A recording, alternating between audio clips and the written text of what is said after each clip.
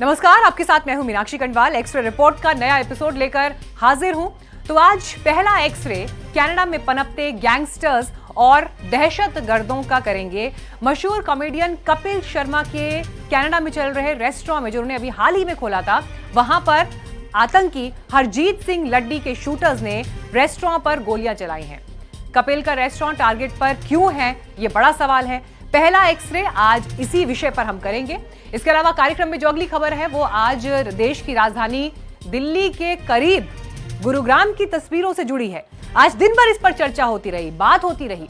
बारिश ने रफ्तार पकड़ी तो हाईटेक सिटी के फ्लड गेट ओपन हो गए, सड़क टूट गई, अंडरपास डूब गए, इंसान बेबस हो गया। तो अगला एक्सरे बार बार पानी में डूबते गुरुग्राम का होगा। कार्यक्रम में आगे बढ़ेंगे और तीसरी खबर, तीसरा एक्सरे चीन की उस साजिश का करेंगे जो वो उत्तर पूर्व के बॉर्डर पर रच रहा है। अरुणाचल प्रदेश के सीएम पेमा खांडू ने इस साजिश के बारे में आगाह किया है। क्या है ये साजिश, ये मैं प्रोग्राम में आपको आगे बताऊंगी। लेकिन आइए सबसे पहले इस वक्त की बड़ी खबर का रुख कर लेते हैं, जो कनाडा में कपिल शर्मा के रेस्टोरेंट पर हुई गोलीबारी से जुड़ी हुई है, और इसकी डिटेलिंग आगे देंगे आपको।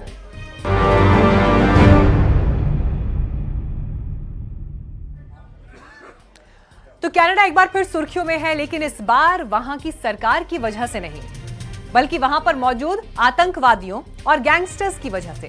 कुछ दिन पहले देश के मशहूर कॉमेडियन कपिल शर्मा ने कनाडा में अपना एक रेस्टोरेंट खोला है, लेकिन इस रेस्टोरेंट पर जिस तरह से अटैक हुआ उसे लेकर बड़े सवाल हैं। कनाडा में अब कपिल शर्मा आतंकवादियों के टारगेट पर आ गए। कनाडा में कपिल शर्मा के रेस्टोरेंट पर गोलीबारी हुई और कई राउंड फायर दागे गए और इसकी जिम्मेदारी भी ली गई। अब सवाल यह है कि आखिर कपिल को टारगेट कौन कर रहा है। बुधवार रात कनाडा के ब्रिटिश कोलंबिया का सरे इलाका, सब कुछ सामान्य था। रात का अंधेरा, सन्नाटे को चीरती एक कार आई, कपिल शर्मा के कैफे के सामने रुकी। कार के अंदर से एक शख्स ने रिवॉल्वर निकाली और दे दनादन फायरिंग करना शुरू कर दिया।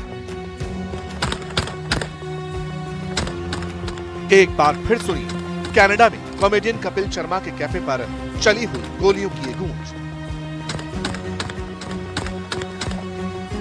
जो कपिल शर्मा अपने शो से दुनिया को हंसाते हैं, देश विदेश में मशहूर हैं, बड़े बड़े कलाकार जिनके शो पर अपनी फिल्मों को प्रमोट करने आते हैं, वो कपिल शर्मा अचानक से कनाडा में दहशतगर्दों के रडार पर आ चुके हैं। सवाल है, आखिर कनाडा में कॉमेडियन कपिल शर्मा किसके टारगेट पर है? कनाडा में कपिल शर्मा के रेस्टोरेंट पर किसने गोलियां चलाई? क्या कपिल शर्मा को कोई धमकी दी गई है? क्या कपिल शर्मा के रेस्टोरेंट से किसी को एतराज है? कपिल शर्मा के रेस्टोरेंट पर गोलियां क्यों चलाई गई? वारदात के बाद लोकल पुलिस मौके पर पहुंची और जांच शुरू कर दी। अच्छी बात यह है कि इस गोलीबारी में किसी को नुकसान नहीं पहुंचा। हालांकि जांच का दायरा जब तक आगे बढ़ता, तब तक एक पोस्टर सोशल मीडिया पर सर्कुलेट होने लगा और गोलीबारी के राज खुलते चले गए। भारत की नेशनल इन्वेस्टिगेशन एजेंसी ने जिस मोस्ट वांटेड आतंकवादी को लेकर यह पोस्टर निकाला था, उसी दहशतगर्द ने कपिल शर्मा के कैफे पर गोलीबारी की जिम्मेदारी ली। नाम हरजीत सिंह उर्फ लाडी, बब्बर खालसा का आतंकवादी, मोस्ट वांटेड के सिर पर 10 लाख का इनाम। एनडीटीवी को मिली जानकारी के मुताबिक इसी दहशतगर्द के कहने पर कपिल शर्मा की कैप्स कैफे को टारगेट किया गया। ये कपिल शर्मा का पहला इंटरनेशनल रेस्टोरेंट प्रोजेक्ट है। अब सवाल है कि एक आतंकवादी का कपिल शर्मा से क्या झगड़ा था? ऐसी क्या बात थी जो गोलियां चलने लगी? क्या ये कपिल के लिए कोई संदेश था? सोर्सेस के मुताबिक इसे लेकर भी सोशल मीडिया पर एक पोस्ट फ्लोट की गई। पोस्ट में हमले की जानकारी और उसकी वजह लिखी गई। कहा गया कि हाल ही में कपिल शर्मा के शो में एक किरदार ने धार्मिक भावनाओं को आहत करने का काम किया। ऐसी टिप्पणी की जिससे भावनाएं आहत हुई और ये हमारी परंपरा का मजाक उड़ाना जैसा है। कॉमेडी के नाम पर किसी को भी धार्मिक पहचान से खिलवाड़ की इजाजत नहीं है। हमने कपिल शर्मा के मैनेजर से लगातार संपर्क साधने की कोशिश की, लेकिन कोई जवाब नहीं आया। हमारी कॉल को इग्नोर कर दिया गया। अगर कपिल शर्मा ने सार्वजनिक तौर पर माफी नहीं मांगी तो अंजाम भुगतना होगा। अब ऐसा पहली बार नहीं है जब इस तरह किसी सेलिब्रिटी के नाम पर उनके काम को लेकर कनाडा से धमकी मिली हो। यह सिलसिला पुराना है। हालांकि इस गोलीबारी के बाद सुरक्षा एजेंसियां और मुंबई पुलिस अलर्ट मोड पर है। जानकारी यह भी मिली है कि कपिल शर्मा के रेस्टोरेंट और उसके नजदीक बनी दूसरी बिल्डिंग जिस पर फायरिंग हुई, उसका मालिक कोई और है।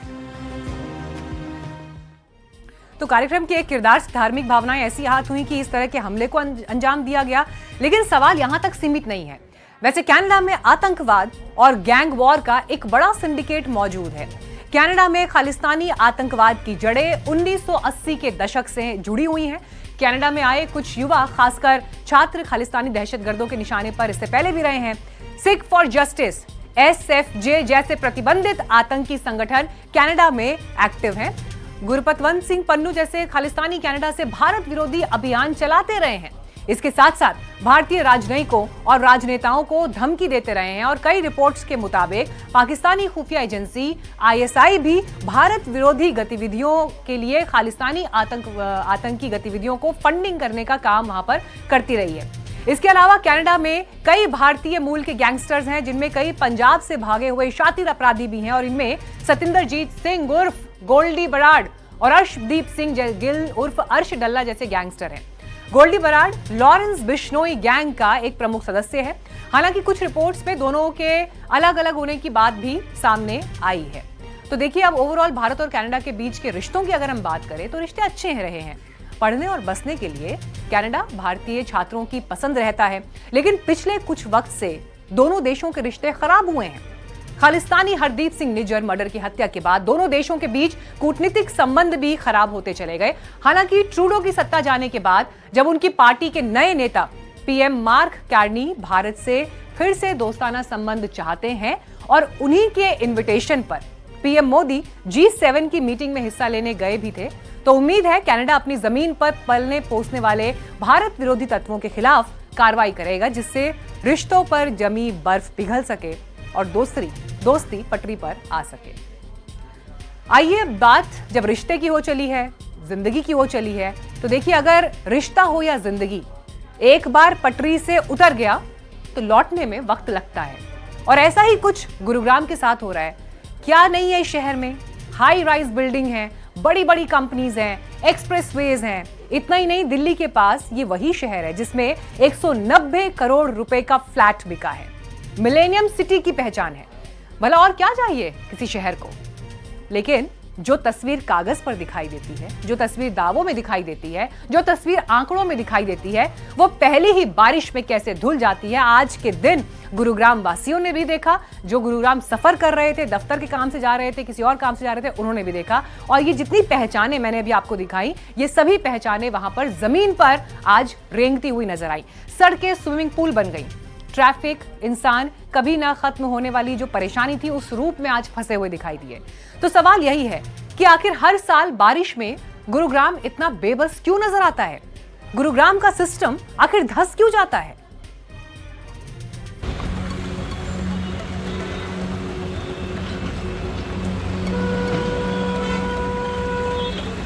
गुरुग्राम, देश की वो हाईटेक सिटी जहां की हवा में पैसा बरसता है।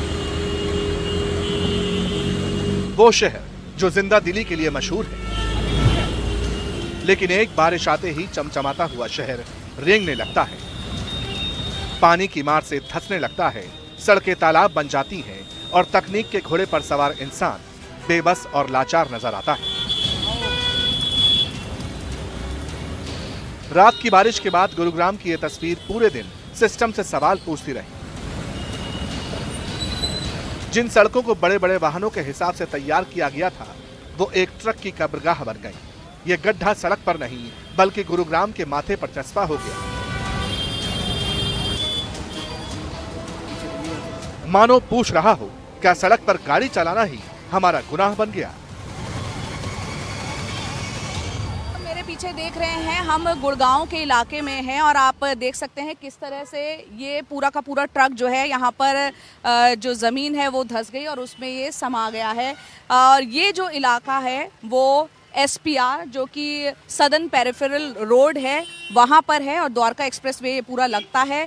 और यहाँ पर ये जो ज़मीन धंसी है, आपको बता दें इस पूरे इलाके में कल ज़बरदस्त वाटर लॉगिंग हो गई थी और जो स्थानीय लोग हैं वो बता रहे हैं कि ये सर्विस लेन जो है यहाँ पर अभी कुछ वक्त पहले यहाँ पर नाले का काम हुआ था और उसके बाद जब काल बारिश जो है बहुत ज़्यादा तेज़ हुई, वाटर लॉगिंग हो गई, तो ये ट्रक जब यहाँ से गुजर रहा था वो ज़मीन जो है वहाँ पर धंस गई और वो यहाँ पर फंस गया। जून जुलाई के महीने में बारिश की तस्वीरें कोई नई बात नहीं। मानसून आता है तो पानी बरसता ही है। लेकिन सवाल है कि इंसानी गलती का ठीकरा बारिश पर क्यों फोड़ा जाता है? वो कौन है जो वाटर लॉगिंग और घटिया क्वालिटी की सड़कों को कुदरत की मार बताकर साल दरकिनार कर देते हैं। पहले कुछ आंकड़े देख लीजिए। मौसम विभाग के मुताबिक गुरुग्राम में 12 घंटे में 133 मिलीमीटर बारिश हुई, जिसमें 90 मिनट के अंदर ही 103 मिलीमीटर पानी बरस गया। पास के वजीराबाद तहसील में भी 122 मिलीमीटर बारिश रिकॉर्ड की गई। Basai, golf course extension road, Rajiv Chowk, Sheetla Mata road, सदर बाजार, बसअड्डा रोड और कई रिहायशी इलाकों में भारी जलभराव हो गया। सुभाष चौक पर पानी 2.5 फीट तक जमा हो गया, जिसकी वजह से लोग कई घंटे तक ट्रैफिक में फंसे रहे। दिल्ली गुरुग्राम एक्सप्रेसवे का नरसिंहपुर हिस्सा भी पानी में डूब गया, जिससे अंडरपास बंद हो गए। सतपाल जी, ये ट्रक आपका है? हमारा। तो जिस हालत में अब ये ट्रक पहुंच गया है, कितना नुकसान हुआ है? 7-8 लाख का नुकसान हो गया ट्रक में। माल का तो अलग है, माल का 60 लाख रुपए है। 5-7 लाख है, वो इंश्योरेंस से मिल जाएगा? इतना कौन देता साहब जी? अच्छा। तो घटा के देते 2 लाख रुपए दे देंगे और क्या है। हुआ ये था कि 4-5 गाड़ियां यहाँ से निकल रही थी, यहाँ जाम लगा हुआ था, तो 4-5 गाड़ियां थी वो तो निकल गई। और जो हम जब लास्ट में निकले तो आगे की जो सोता वो निकल गया, पीछे का जो टायर है वो दब के नीचे गाड़ी गड्ढे में निकल गई। और ये जो था पूरा प्लेन था यहाँ पे।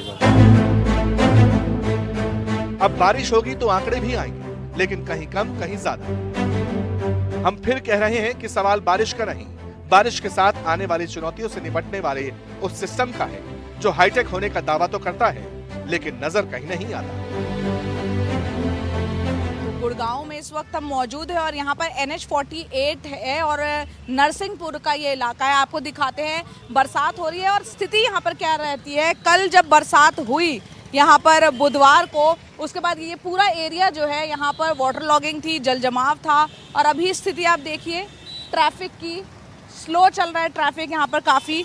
और ये आमतौर पर वैसे भी बताया जाता है इस इलाके में हर वक्त ट्रैफिक बहुत रहता ही है। और जो इस सर्विस लेन है, कल पूरी तरीके से पानी यहाँ पर देखने को मिल रहा था। और ये देखिए यहाँ पर स्थिति क्या है। गुड़गांव मिलेनियम सिटी और हाईटेक सारी मल्टीनेशनल कंपनीज के यहाँ पर दफ्तर, और ये देखिए किस तरह से सड़कों का, सर्विस लेन का हाल है।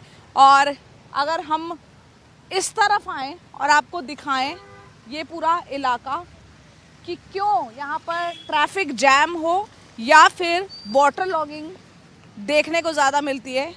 ये जो यहाँ पर सीवर जा रहा है, नाला जा रहा है, उसकी सफाई नहीं हो रखी है। जगह जगह कूड़ा यहाँ पर नज़र आ रहा है। आप देखिए ये यहाँ पर जो ड्रेनेज सिस्टम है किस तरह से कूड़ा करकट भरा हुआ है, जिसकी वजह से यहाँ पर ये वाटर लॉगिंग देखने को मिलती है। जल जमाव बिल्कुल रहता है। कल देखते इतना पानी था कमर तक सारी जगह। मैम, जल निकासी की कोई भी सुविधा नहीं है। और देखिए प्रशासन की तरफ से कोई भी, मतलब जैसे मौसम की मार होती है तो न प्रशासन की कोई भी एक भी इंसान खड़ा नहीं मिलता है, न पुलिस का मिलता है, न कोई निगम का मिलता है। और सारे जो बिजली विभाग है उसकी हालत ये देखिए, सारे पोलों के जो वायर हैं ना जो ओपन खुले हुए हैं। मैं कल की बात बता रहा हूँ आपको, सुशांत लोक सिटी से मैं चला था, मेरे को राजीव चौक का डिस्टेंस 6 किलोमीटर था वहाँ से, और मेरे को आने में वहाँ से 4 घंटे लग गए। पहले ट्रैफिक की मार और इसके बाद बारिश में परत दर परत उधरता हुआ सिस्टम, दोनों का ये कॉकटेल आम इंसान के लिए हानिकारक बन गया। अब सड़क पर चलने वाला क्या करे, किससे फरियाद करे, कौन उसकी सुनता है? ये सिस्टम है साहब, ऐसे ही चलता आया है, ऐसे ही चलता रहेगा।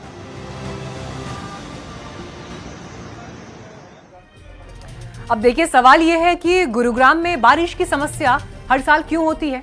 तो इसकी कुछ वजह हैं, आज हमने रिसर्च पर निकाली है, जिसके पॉइंटर्स मैं इस वक्त आपके सामने रख रही हूं।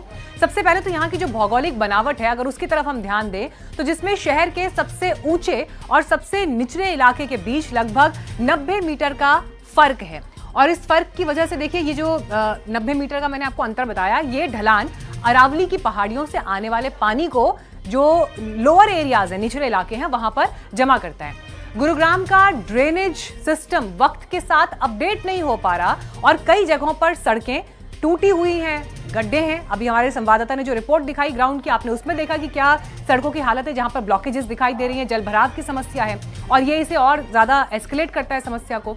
गुरुग्राम में जलभराव की समस्या से निपटने के लिए हर साल करोड़ों रुपए का बजट है जो खर्च किया जाता है, लेकिन हालात क्या हैं जमीन पर वो आप देख रहे हैं। पिछले 3 सालों में 100 करोड़ रुपए से ज्यादा खर्च हुए हैं। सोचिए, 100 करोड़ रुपए से ज्यादा खर्च किया गया, लेकिन पहली बारिश में ही ऐसा लगता है ये पूरा बजट पानी में सुहा हो गया। नतीजा आपके सामने है। 2024 में Gurugram metropolitan development authority GMDA ने सीवर पानी की निकासी को लेकर 700 करोड़ का बजट तैयार किया। बाद में 300 करोड़ और जोड़े। गुरुग्राम नगर निगम ने भी वित्त वर्ष 2025-26 के लिए 1571 करोड़ का बजट पेश किया, जिसमें विकास और स्वच्छता पर जोर दिया गया। लेकिन तस्वीर बदलती नहीं है और इसीलिए सवाल खड़े होते हैं। अब देखिए, सवाल है, जब इतना सब कुछ होता है, इतना पैसा पानी की निकासी को लेकर तय होता है, तो फिर गुरुग्राम बार बार आखिर पानी में डूब क्यों जाता है? क्या स्थिति अब ये आ गई है कि पूरे शहर को ध्वस्त करके फिर बसाया जाए और करेक्शंस हो पाए? लेकिन प्रैक्टिकल तो ये बात है नहीं। बेशक लोग जब परेशान होते हैं तो इस बात का जिक्र अपनी परेशानी में बार बार करते हैं। टाउन प्लानिंग तो गुड़गांव के लिए डेफिनेटली की गई थी, क्योंकि बिना टाउन प्लानिंग के कोई शहर डेवलप या प्लान नहीं हो सकता है। हम ये कंसिडर नहीं करते कि Gurgaon initially mostly agricultural land था। उस एग्रीकल्चरल लैंड का CLU करके गुड़गांव को कमर्शियलाइजेशन और रेजिडेंशियल एरियाज डेवलप करे गए हैं काफी। जिस हिसाब से गुड़गांव के अंदर FDI ग्रोथ हुई है सारी की सारी, उस चीज को फैक्टर इन करना पड़ता है कि गुड़गांव में कभी किसी ने नहीं सोचा था कि इतना ज्यादा ग्रोथ हो जाएगी। गुड़गांव दिल्ली से बहुत ज्यादा कनेक्टेड है। दिल्ली के अंदर स्कोप नहीं है हॉरिजॉन्टली और वर्टिकल डेवलपमेंट का, क्योंकि काफी एरियाज गवर्नमेंट लैंड के अंदर हैं, गवर्नमेंट अथॉरिटीज के पास है। जो घर बने हुए हैं वो घर हैं, फ्लोर्स हैं, सिस्टम हाई राइज बना नहीं सकते वहां पे। क्यों? Because of airport.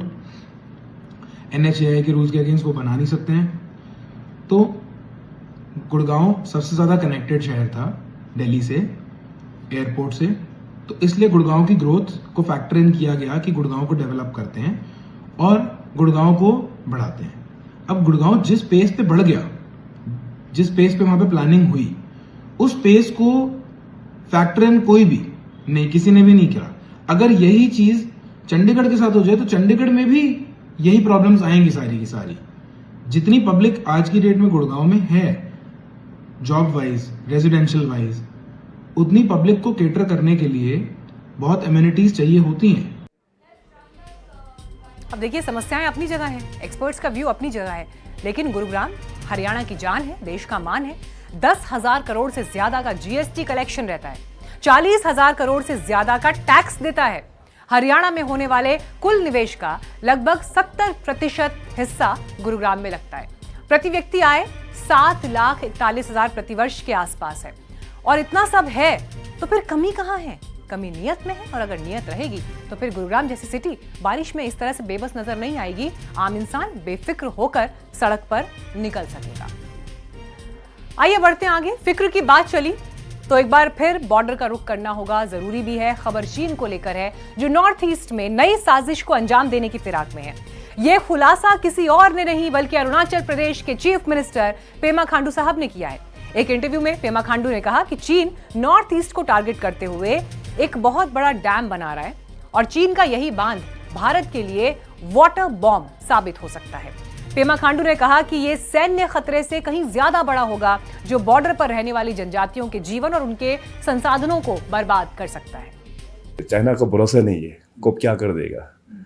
तो मान लीजिए अभी वहाँ पे डैम बन जाने के बाद में वो लोग अगर पानी को छोड़ देते हैं तो हमारा पूरा जो सियांग बेल्ट पूरा ख़त्म हो जाएगा। और वहाँ में खास करके जो ट्राइब है, वहाँ पे आदि ट्राइब लोग मैक्सिमम उस बेल्ट में ही बसे हुए हैं। तो वहाँ का पूरा प्रॉपर्टी, उसका ज़मीन, खास करके ह्यूमन लाइफ बहुत काफ़ी डिवास्टेटिंग इफेक्ट होगा। अब देखिए, चीफ मिनिस्टर साहब की चिंता जायज भी है, लेकिन यह भी सवाल है और यह भी सही है कि पेमा खांडू चीन के इरादों को भांपकर उन्हीं की भाषा में जवाब देना भी जानते हैं। फिर बात चाहे दलाई लामा के उत्तराधिकारी की हो या फिर चीन के कथित दावों की हो। जो चीन अरुणाचल प्रदेश को साउथ तिब्बत का हिस्सा बताता है, जो ड्रैगन भारत के अभिन्न हिस्से अरुणाचल प्रदेश पर अपना हक जमाता है, उसी जालसाज ड्रैगन की हेकड़ी अरुणाचल प्रदेश के CM पेमा खांडू ने तोड़ दी। PTI पर इंटरव्यू चल रहा था, पेमा खांडू बोल रहे थे, बीजिंग गौर से सुन रहा था। नैरेटिव सेट करने के खेल में अरुणाचल प्रदेश के सीएम पेमा खांडू ने चीन को उसी के स्टाइल में जवाब दिया। करेक्शन करना चाहेगा, we share border with Tibet. Yes, right. With Tibet, yes. 1200 kilometers. 1200 kilometre. Originally देखिए आप मैप देखिए, इनफैक्ट इंडिया से कोई भी स्टेट डायरेक्टली चाइना से बॉर्डर शेयर नहीं करता है। We share border with Tibet only. ठीक है, 1950 में चाइना लोग वहाँ आके तिब्बत को ज़बरदस्ती कब्जा किया, वो बात अलग है। सो तो ऑफिशियली यस, तिब्बत अभी चाइना का अंडर में है, that can't be rule out, but originally we share border with Tibet. इस तथ्य को सीएम पेमा खांडू ने डिप्लोमेटिक ट्विस्ट ऐसे ही नहीं दिया। दशकों से अरुणाचल प्रदेश पर चीन की गिद्ध जैसी नजर है।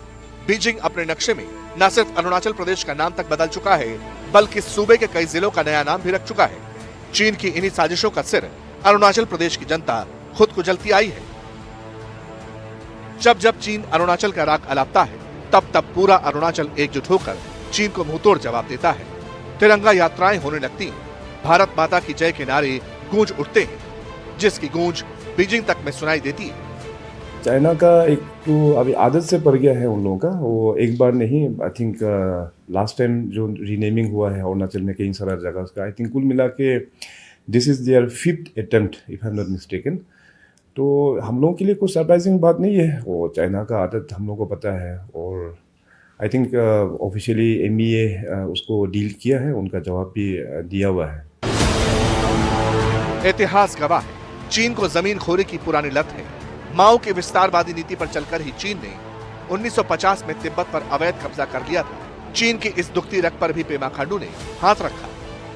14 दलाई लामा जब 1950 में जब चाइना वहाँ में अटैक करने के बाद, तो उनका मजबूरी था कि यहाँ इंडिया में आने के लिए। तो 14 दलाई लामा जब इंडिया आने का बाद, तो एक्चुअली नालंदा ट्रेडिशन को बुद्धिज्म में प्रमोट करने वाला his holiness 14 Dalai Lama, he has played a very vital role. चाले तो चीन अगले दलाई लामा के चयन को लेकर भी चल रहा है। नए दलाई लामा को चीनी सरकार से मान्यता लेने की बात करता है। 6 जुलाई को दलाई लामा का जन्मदिन था। पेमा खांडू तक धर्मशाला गए थे, दलाई लामा के 90वें जन्मदिन में शामिल हुए थे। चीन को इससे भी मिर्ची लग गई। His Holiness 14 Dalai Lama has played a very vital role in preserving and promoting the ancient old Nalanda tradition, which is from our own country. चाहे अरुणाचल प्रदेश का मसला हो या फिर दलाई लामा का, पेमा खांडू ने बीजिंग को सीधा मैसेज दिया है कि चीन अपनी हद में रहे। भारत युद्ध नीति पर नहीं, बुद्ध नीति में विश्वास करता है, लेकिन ईंट का जवाब पत्थर से देना भी जानता है, जैसा गलवान में दिया था। और देखिए, इस इंटरव्यू में जो बातें हुई उसमें वाटर बम पे आपका भी ध्यान गया होगा, लेकिन सवाल फिर ये है कि वाटर बम, चीन के सबसे बड़े बांध को भारत के नेता आखिर वाटर बम क्यों बता रहे हैं? ये जानने के लिए आइए सीधे चलते हैं हमारे सहयोगी सुशील बहुगुणा के पास। ब्रह्मपुत्र नदी पर चीन द्वारा बनाए जा रहे दुनिया के सबसे बड़े बांध को अरुणाचल प्रदेश के मुख्यमंत्री पेमा खांडू वाटर बम बता रहे हैं। उन्हें डर है कि चीन किसी अंतर्राष्ट्रीय जल संधि से बंधा नहीं है, इसलिए अपनी मनमर्जी से अचानक पानी छोड़कर निचले इलाके में पड़ने वाली अरुणाचल की सियांग घाटी को तबाह कर सकता है। ऐसे में सवाल यह है कि क्या चीन भारत को परेशान कर सकता है, और कर सकता है तो कितना? चीन से भारत में सबसे प्रमुख नदी जो आती है वो है ब्रह्मपुत्र। ब्रह्मपुत्र चीन के स्वायत्त शासित तिब्बत प्रांत में मानसरोवर झील के करीब चेमा युंगडुंग ग्लेशियर से निकलती है, और उसे चीन में यारलुंग सांगपो कहा जाता है, जो आप ऊपर की तरफ देख रहे हैं। इस नदी पर चीन पहले ही कई बड़े बांध बना चुका है, जिन्हें आप लाल रंग से देख सकते हैं। अब दुनिया का सबसे बड़ा बांध बनाने की तैयारी है उस जगह पर जहां आप एक क्रॉस देख रहे हैं लाल रंग से। कुल मिलाकर करीब 2900 किलोमीटर लंबी यारलुंग सांगपो नदी हिमालय के उस पार तिब्बत के पठार पर 2057 किलोमीटर दूर तक पश्चिम की ओर बहती है, और उसके बाद अरुणाचल प्रदेश से होकर भारत में प्रवेश करती है। भारत के बाद ये बांग्लादेश जाती है और फिर बंगाल की खाड़ी में मिल जाती है। लेकिन भारत में प्रवेश से ठीक पहले ये नदी एक तीव्र यू टर्न लेती है, और यही वो इलाका है जहां चीन दुनिया का सबसे बड़ा हाइड्रो पावर डैम बनाने जा रहा है, जिसे ग्रेट बेंड डैम भी कहा जा रहा है। वैसे तो तिब्बत में करीब 2000 किलोमीटर बहने वाली यारलुंग सांगपो नदी और उसकी सहायक नदियों पर पहले से ही कई बांध बने हुए हैं, और कई बन रहे हैं, लेकिन सबसे बड़ा बांध अब मैडॉक काउंटी में बनने जा रहा है। यालुंग सांगपो पर बनने वाला सबसे बड़ा बांध 60,000 मेगावाट क्षमता का होगा। दुनिया के सबसे बड़े 3 गॉर्जेस डैम से भी इसकी क्षमता 3 गुना ज्यादा होगी, जो चीन द्वारा ही बनाया गया है। यालुंग सांगपो अरुणाचल प्रदेश से भारत में प्रवेश करती है, जहां इसे सियांग नदी कहा जाता है, और आगे ब्रह्मपुत्र। चीन द्वारा अपने इलाके में इस नदी पर दुनिया का सबसे बड़ा बांध बनाने की बात से भारत में भी चिंता पैदा हो गई है। आशंका जताई जा रही है कि इससे चीन ब्रह्मपुत्र के पानी पर नियंत्रण कर सकेगा, बांध के बड़े जलाशय में अपनी जरूरत के मुताबिक पानी रोक सकेगा और जरूरत के हिसाब से छोड़ सकेगा। अगर कभी चीन अचानक पानी छोड़ दे तो भारत में ब्रह्मपुत्र के आसपास के इलाकों में बाढ़ आ सकती है। चीन के साथ विश्वास की कमी ऐसी चिंताओं को और बढ़ाती है। बरसात के दिनों में ब्रह्मपुत्र वैसे ही विकराल हो उठती है। यह बांध ब्रह्मपुत्र नदी के पूरे इकोसिस्टम को प्रभावित करेगा, उसमें रहने वाले जलीय जीव जंतुओं पर इसका असर पड़ना तय है। एक बात ध्यान देनी जरूरी है, वो ये कि चीन 2022 से ही ब्रह्मपुत्र और सतलुज नदी जो तिब्बत से हिमाचल में जाती है, उनसे जुड़े हाइड्रोलॉजिकल डेटा भारत को नहीं दे रहा है, लेकिन भारत को नसीहत देने में पीछे नहीं है। हाइड्रोलॉजिकल डेटा का मतलब है नदी में कितना पानी ऊपर से आ रहा है, बारिश कैसी हो रही है, नदी का स्तर क्या है, वगैरह वगैरह। भारत में ब्रह्मपुत्र नदी 6 राज्यों अरुणाचल प्रदेश, असम, नागालैंड, मेघालय, सिक्किम और पश्चिम बंगाल से होकर बहती है। केंद्र सरकार के साथ इन राज्यों की सरकारें भी चीन में बन रहे बांध को लेकर चिंता जता रही हैं। भारत सरकार ने इस सिलसिले में चीन को अपनी चिंता बता दी है। अब सवाल यह है कि चीन भारत का कितना पानी रोक सकता है। सेंट्रल वाटर कमीशन के मुताबिक ब्रह्मपुत्र नदी में 60% पानी भारत से आता है, यानी भारत के कैचमेंट से, और 40% पानी तिब्बत से। भारत में ब्रह्मपुत्र जिन इलाकों से होकर बहती है वो बारिश के लिहाज से काफी समृद्ध हैं। इसके बावजूद अगर नदी ऊपरी इलाके में सूखी तो निचले इलाके पर उसके इकोसिस्टम पर फर्क पड़ेगा ही। एक और बड़ी चिंता यह है कि चीन अगर अचानक से अपने बांध से पानी छोड़ दे तो भारत में ब्रह्मपुत्र के आसपास के इलाकों में भयानक बाढ़ आ सकती है। यही वजह है कि इसे चीन का वाटर बम बताया जा रहा है। जानकारों के मुताबिक चीन कभी ऐसा न कर पाए, इससे निपटने के लिए भारत भी अरुणाचल के अपर सियांग जिले में देश का सबसे बड़ा बांध बनाने की तैयारी कर रहा है। अनुमान के मुताबिक करीब 11,000 मेगावाट के इस बांध के जलाशय में मॉनसून के दिनों में करीब 9 अरब घन मीटर पानी स्टोर किया जा सकेगा। इससे पीने के पानी और सिंचाई की जरूरतें भी पूरी होंगी। हालांकि पर्यावरण के लिहाज से इतने संवेदनशील इलाके में बांध बनाने का विरोध तेज हो रहा है, लेकिन फिलहाल इस बांध की सामरिक जरूरत भी काफी ज्यादा लग रही है। थैंक यू सुशील जी इस जानकारी के लिए। लेकिन अब देखिए, जब बात देश के दुश्मनों की चली है तो पाकिस्तान का जिक्र स्वाभाविक हो जाता है, और इस वक्त पाकिस्तान में पर्दे के पीछे से आर्मी अपने नए मोहरे तैयार करने में जुटी है। दूसरी तरफ भारत के एक युद्धपोत को लेकर बड़े चर्चे हैं, और यह युद्धपोत भारत का INS सूरत है। पहलगाम हमले के ठीक 2 दिन बाद, मगर ऑपरेशन सिंदूर से ठीक पहले INS सूरत से अरब सागर में मिसाइल का सफल टेस्ट किया गया। ऑपरेशन सिंदूर के दौरान INS सूरत भी अरब सागर तैनात था, और पाकिस्तान की नेवी भारत के INS को देखकर कैसे बंकरों में दुबक गई और INS सूरत को क्यों दुश्मन का काल माना जाता है, NDTV की ये एक्सक्लूसिव रिपोर्ट आपको जरूर देखनी चाहिए।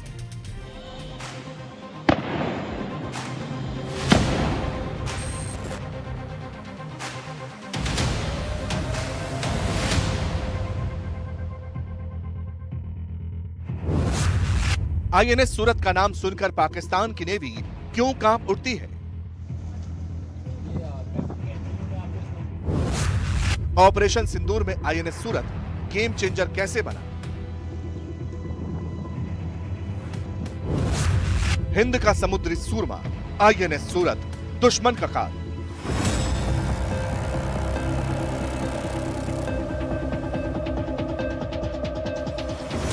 यह युद्धपोत हिंदुस्तान की समुद्री सीमाओं का वो प्रहरी है जिसका एक प्रहार दुश्मन की कब्र खोदने की कुव्वत रखता है। पहलगाम आतंकी हमले के बाद पाकिस्तान अरब सागर में बड़ी साजिश रच रहा था। पाकिस्तानी नेवी मिसाइल का परीक्षण करने वाली थी, लेकिन उससे पहले अरब सागर की लहरों पर जो हुआ उसका ट्रेलर देखकर पाकिस्तान का हलक सूख गया। तारीख थी 24 अप्रैल। अरब सागर की लहरों पर बहुत हलचल थी। INS सूरत से मध्यम दूरी की सतह से हवा में मार करने वाली मिसाइल का परीक्षण हुआ। मिसाइल ने टारगेट को हिट किया। टेस्ट कामयाब रहा। ऑपरेशन सिंदूर के दौरान आईएनएस सूरत दूसरे युद्धपोतों के साथ अरब सागर में तैनात था। ये पाकिस्तान को सख्त संदेश था कि उसकी मौत दरवाजे पर खड़ी है। पाकिस्तानी नौसेना के लिए साफ संकेत था कि अगर वो कराची बंदरगाह से बाहर निकली तो उसकी खैर नहीं। हुआ भी यही। आईएनएस सूरत को देखकर पाकिस्तानी नौसेना के जहाज कराची बंदरगाह से बाहर ही नहीं निकले। ऑपरेशन सिंदूर के दौरान कैप्टन संदीप शौरी आईएनएस सूरत को कमांड कर रहे थे। पाकिस्तान की आंखों में उन्होंने भारत की वीर सेना का कैसा खौफ देखा। एनडीटीवी पर उन्होंने ऑपरेशन सिंदूर के अनुभव साझा किए। हम बहुत खुश नसीब हैं कि जैसे ही कमीशन हुए और हमने अपनी वेपन फायरिंग्स कंप्लीट की और फ्लीट के साथ इंटीग्रेशन हुआ तो ऑपरेशन सिंदूर का मौका मिला और हम तैयार थे। And it was very good training for us and we were ready in all respects and today also we are ready. I think navy का जो काम होता है हमने नेवी का काम किया और किसी कंट्री की बात नहीं करूंगा। सबको पता है नौसेना की क्षमता क्या है और नौसेना के जहाज क्या कर सकते हैं। दुश्मन का हलक जिस आईएनएस सूरत का नाम सुनते ही सूख उठता है वो विराट युद्धपोत इसी साल 15 जनवरी को प्रधानमंत्री नरेंद्र मोदी ने देश को समर्पित किया है। नौसेना के इतिहास में ऐसा बहुत कम हुआ है जब किसी युद्धपोत को पीएम ने नौसेना को सौंपा हो। प्रधानमंत्री मोदी ने इस वारशिप को आईएनएस सूरत को राष्ट्र को समर्पित किया है सर।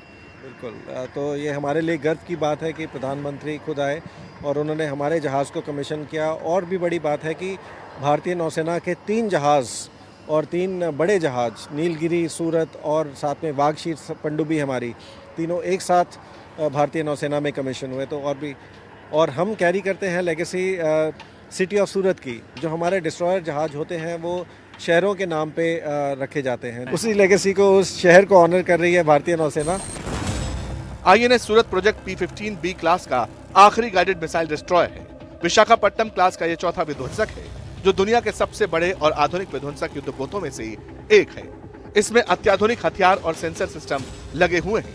इसके हैंगर से चेतक, ध्रुव, सी किंग और नए MH-60R जैसे हेलीकॉप्टर ऑपरेट कर सकते हैं। आईएनएस सूरत का नेटवर्क सिस्टम और आधुनिक सुविधाएं इसे और शक्तिशाली बनाती हैं। हिंद का यह योद्धा मॉडर्न वेपन सेंसर पैकेज और डेवलप्ड नेटवर्क सेंट्रिक क्षमताओं से लैस है, जिसकी बदौलत आईएनएस सूरत पलक झपकते ही दुश्मन को मिट्टी में मिलाने की काबिलियत रखता है।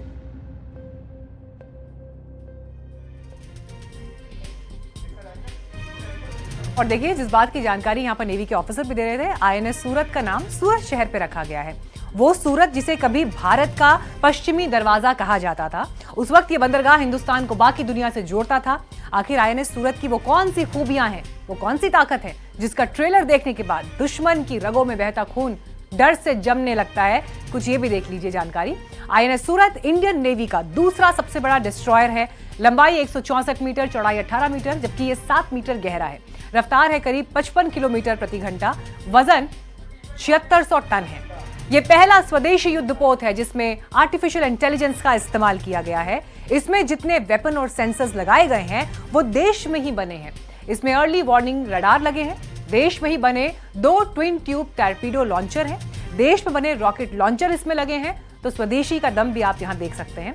कम दूरी तक मार करने वाले AK-630 गन लगे हैं। Surface to surface missile BrahMos तो है ही, मीडियम रेंज का surface to air Barak missile है। मीडियम रेंज तक मार करने वाला सुपर रैपिड गन भी इसमें शामिल है।